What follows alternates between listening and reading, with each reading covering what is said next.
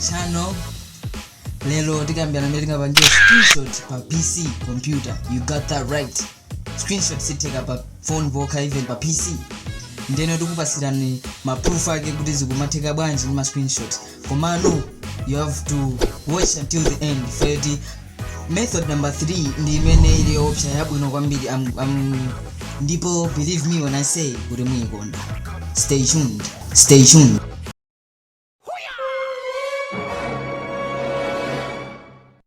Google Chrome kupanga screenshot, so we'll press print screen, then the photo will save to our clipboard screenshot, then we'll go to Microsoft Word to paste the picture that has been screenshotted, then press Ctrl V to paste our picture. This picture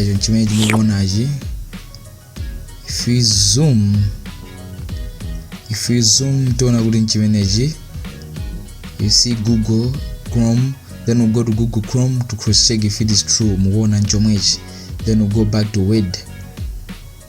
Yeah, you see it's the same one. So to cross check again we have to do another way. So divida pa home screen, kupita pa search, so there we'll search paint to select the paint tool. So then we hit enter, then as before tipangaso Ctrl V ndejibwera. You see this is our screenshot.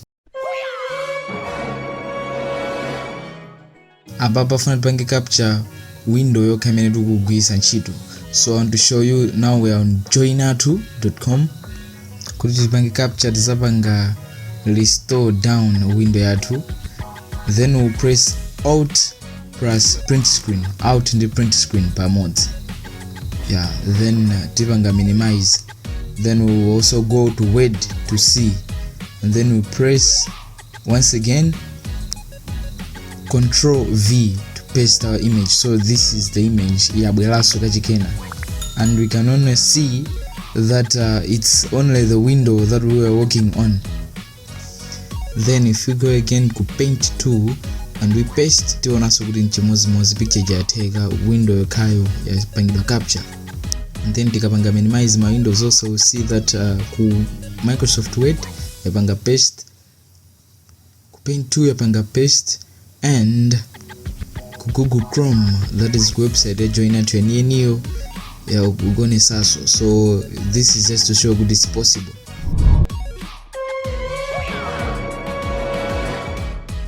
So go to Google Chrome, nkupanga search Malawi music, then press enter.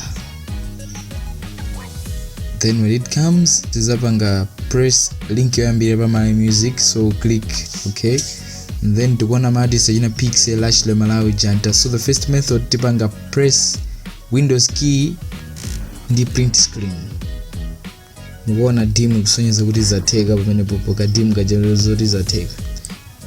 Tizapita so pansi pang'ono to take another screenshot, tipangaso press Windows key ndi print screen yapangaso dim, and then we scroll down titengeso achitatu kuti muone kuti bwinobwino kuti zoteka, then we'll do it again zizatekaso, and then we just minimize, and then go to this PC, then go into pictures, then kupita kuma screenshots, folder my screenshots. So you see ena ondoti napangapo kale screenshot amene ali pasiwa ndi amene tatenga kumene. So we open, muona yoyamba ichi ina physics pro voice uses band mails amene tinatenga chakumapeto achi, these ones, and then we minimize, press another one, tizingopanga scroll, you see this one. So scroll kuti zona zinazo ma pictures ena acha. So these are the pictures. So without further ado guys, this was a video amene makana no mapeto. Shout out to you, thank you. Komaso mpange subscribe, please subscribe to my channel, like and comment in the section.